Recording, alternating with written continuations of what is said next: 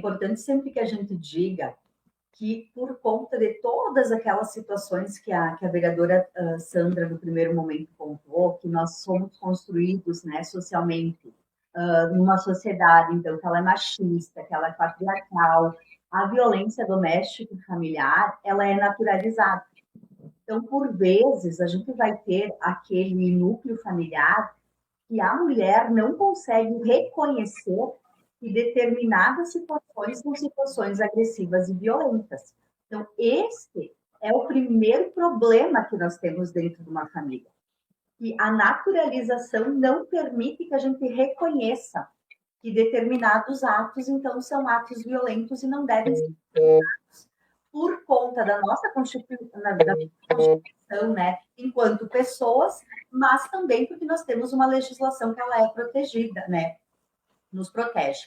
Então, nesse sentido, quando eu reconheço que aquilo que acontece dentro da minha casa, dentro da minha família, não é algo normal, algo relacionado, né, a uma situação de convívio sem ser conflituosa, a gente precisa fazer as denúncias. Então, hoje a gente tem aqui no estado do Rio Grande do Sul, acredito que Santa Catarina, a delegacia online, que permite que as mulheres, através do telefone celular, com acesso à internet, façam as denúncias por meio do acesso à senha Gov, e também as delegacias de pronto atendimento.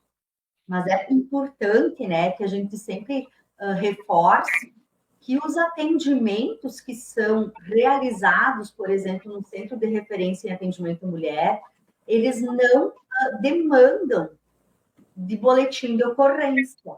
Então, eu posso dar o atendimento psicossocial sem ter o boletim de ocorrência feito. Então, não há uma necessidade de estar atrelado. Isso é muito importante que a gente fale, porque muitas vezes as mulheres não se sentem seguras sem um atendimento prévio de buscar a delegacia de polícia para fazer os registros, ou de chamar a brigada militar ou a polícia militar através do 190. Então, preciso de um atendimento, preciso reconhecer de fato que aquilo que acontece na minha casa, na minha família, é violência, para depois, ao estar forte, conseguir fazer os registros e buscar os auxílios necessários para os cumprimentos de ciclos. Nós temos um número que nos chama a atenção do feminicídio, que o último foi há praticamente 3 anos. E isso muito se dá por conta das políticas públicas que foram desenvolvidas ao longo dos últimos anos, e também porque nós temos uma rede de atendimento e enfrentamento à violência doméstica e familiar, que ela é bem consolidada. Então, hoje, algumas barreiras, principalmente as burocráticas, a gente conseguiu romper, evitando, por exemplo, que o atendimento só ocorra depois que o equipamento receba um ofício da delegacia, ou que o oficial de justiça faça contato conosco. Então, por vezes, uma mensagem no WhatsApp ou uma ligação já permite que a gente atue. Então, atue de forma muito certeira e de uma forma rápida, para a garantia da vida dessas mulheres, porque por infração de segundos, a gente pode perder uma mulher ou uma menina. Né? Então, a quebra da burocracia, ela também é muito importante nesse sentido.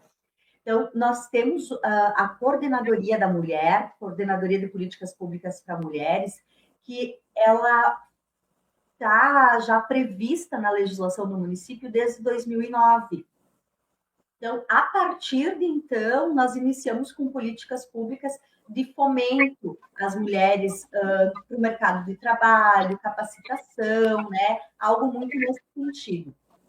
2014, 2015, houve esse rompimento da Coordenadoria da Mulher, ela ficou em stand-by, né? Lá esquecida por conta de uma mudança de governo, e quando nós temos nos últimos, então, 6 anos, o retorno de quem tinha previsto lá em 2009 essa coordenadoria, então, há uma reestruturação desse equipamento, inclusive com a criação e a população do Centro de Referência em Atendimento à Mulher, junto à Coordenadoria das Mulheres.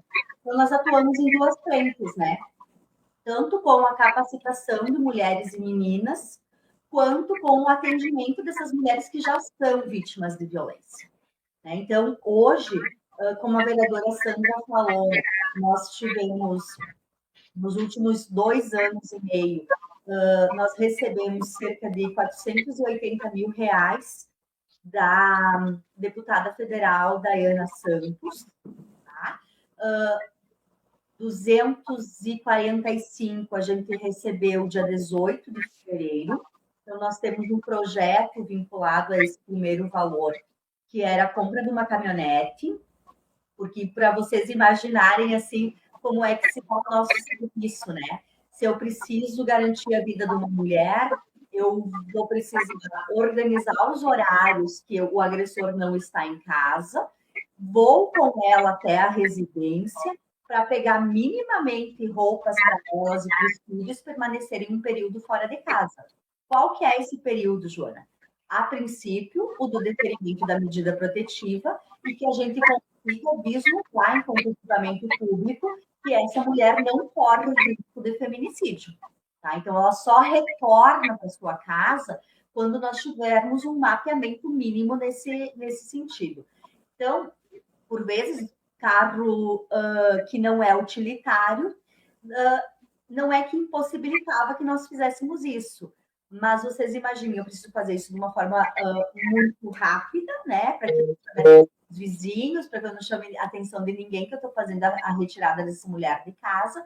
Então, a caminhonete vem muito nesse sentido, né? Por ter uma caçamba, permite que eu coloque malas lá e saia de forma muito ligeira da casa dessa mulher com ela e com as crianças, se porventura ela tiver. Além disso, nós fizemos a aquisição de uma casa que vai permitir que haja mudança dela de uma forma muito estratégica para pontos diferentes da cidade. E essa casa também vem para nos auxiliar nos acolhimentos mais longos, porque hoje a gente não tem uma casa-abrigo em Erechim, tá? Por N fatores, inclusive de custos de manutenção para essa casa. Além disso, a necessidade dela não ser conhecida da população, e ainda nós estamos num município de pouco mais de 7 mil habitantes, mas ainda é uma cidade em que a gente passa pela rua, né, Melissa? E a gente conhece praticamente todo mundo.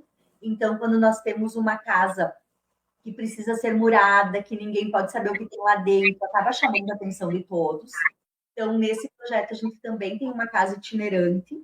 Então, vem como um projeto piloto, para que a gente possa poder dar autonomia para essa mulher e não ficar dentro de um hotel com os filhos, que isso também é uma problemática, né? Hoje nós também temos mulheres vítimas de violência de gênero no âmbito doméstico e familiar, com filhos atípicos, então que precisam de uma alimentação que considere as suas atipicidades e a seletividade alimentar. Então, eu entregar para essa mulher uma refeição pronta também não vai auxiliar na constituição do núcleo familiar dela. Então, nós temos várias questões, né, que são pontuadas. E o restante do valor é de um projeto que nós encaminhamos este mês. Então, não sabemos quando é que ele será depositado, mas vai permitir que a gente capacite cerca de 100 mulheres e entregue kits específicos para que ela inicie no mercado de trabalho.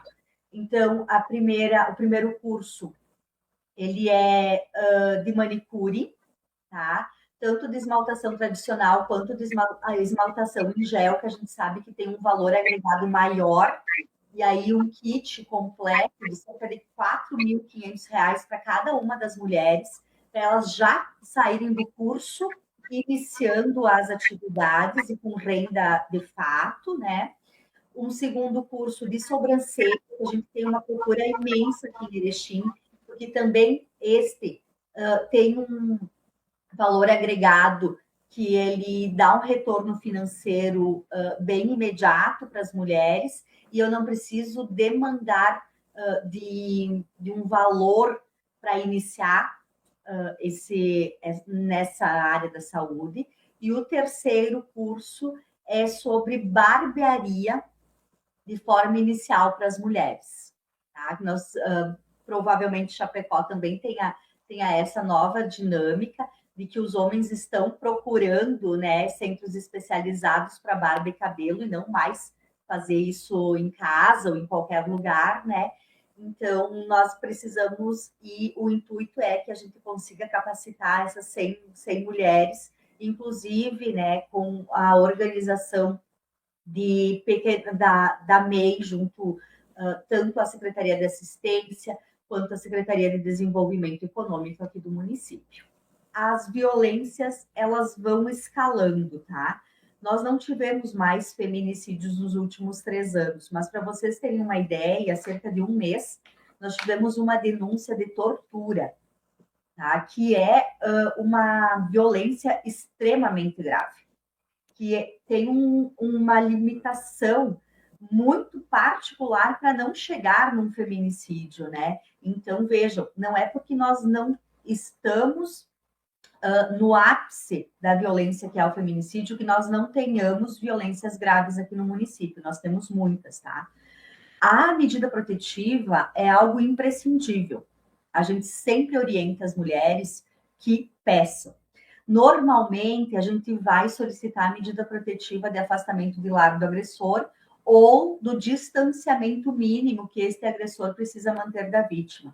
Mas é importantíssimo que nós falamos, que a gente fale, né, que nós temos outras tantas medidas protetivas que são importantíssimas para as mulheres, principalmente para aquelas mulheres que estão com aquelas barreiras do mercado de trabalho, tá? Que não estão inseridas no mercado de trabalho formal.